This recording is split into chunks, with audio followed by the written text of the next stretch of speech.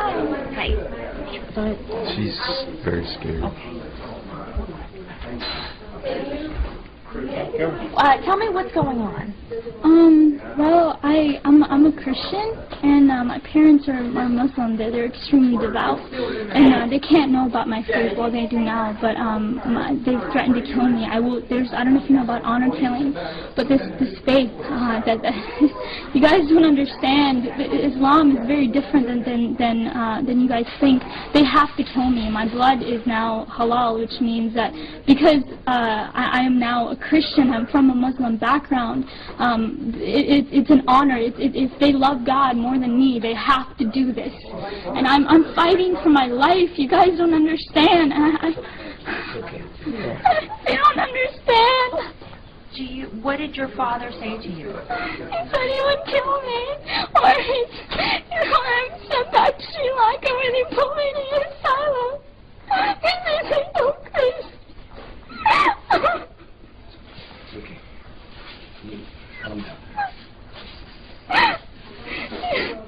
I ran away from home.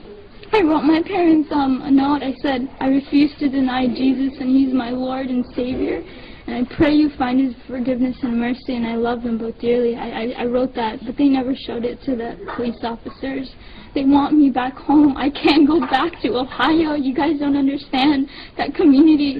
That's like, I will die within a week. Like, my life is at stake, but my dad threatened me. I was ready to die. These were my thoughts, that I'll be a martyr for Christ.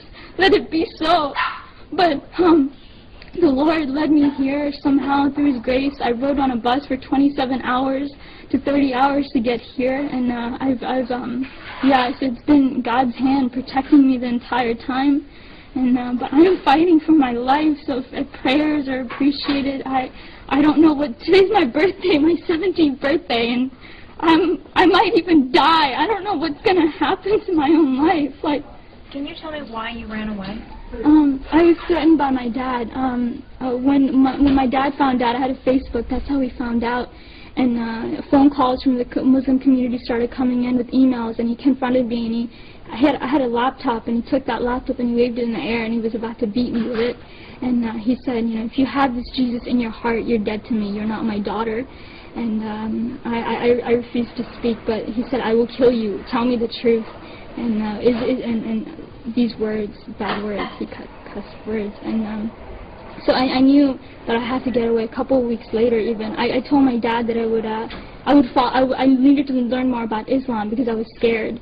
And I said that because when I had come to know the Lord, I dropped everything about Islam. I mean, I had to hide my Bible for years. I would go outside to pray. When my dad was asleep was when I went outside to pray. I snuck out to Christian prayer meetings in fear of my life.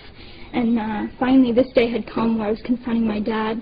But a couple of weeks later, after I told my dad that I wouldn't follow Islam, but I would learn more about it, and he put me class after class after class after class, thinking that that my mind was going to be back in it. But of course not. I mean, I'm a follower of God, Jesus, the true living Jesus, but a couple of weeks later, my mom found a Christian book, and I knew it was then that it was over for me. I had to leave.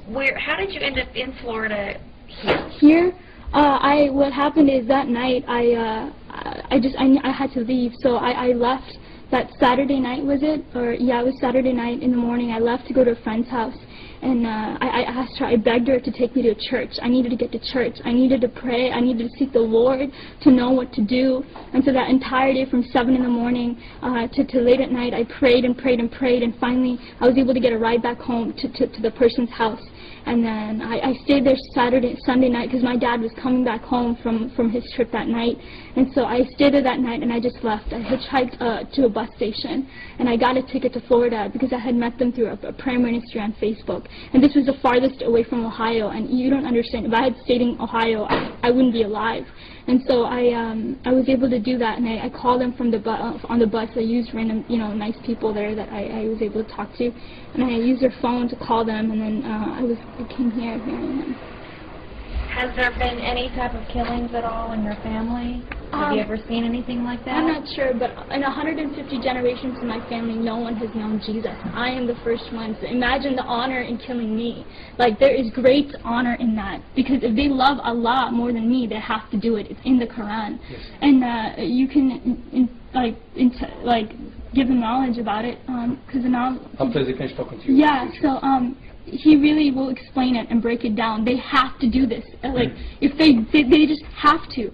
And either they do that or they send me back to Sri Lanka. And if there's an asylum, there's an asylum there where they put people like me. Like, they think I'm crazy.